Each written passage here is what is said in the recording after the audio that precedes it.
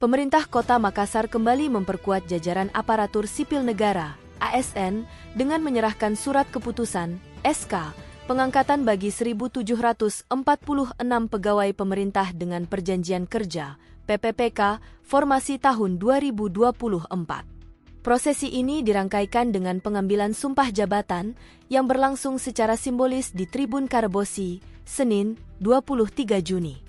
Sekretaris Badan Kepegawaian dan Pengembangan Sumber Daya Manusia, BKPSDM, Kota Makassar, Benyamin Beturu Padang, melaporkan bahwa jumlah pegawai yang diangkat tahun ini mencapai angka signifikan. Sebanyak 1.746 PPPK yang terdiri dari tenaga teknis, tenaga kesehatan, dan guru secara resmi kami angkat berdasarkan formasi tahun 2024 dan akan mulai mengabdi tahun 2025. Jelasnya saat menyampaikan laporan kegiatan. Dari jumlah tersebut, 1.523 orang merupakan tenaga teknis, menjadikannya kelompok terbesar dalam rekrutmen kali ini.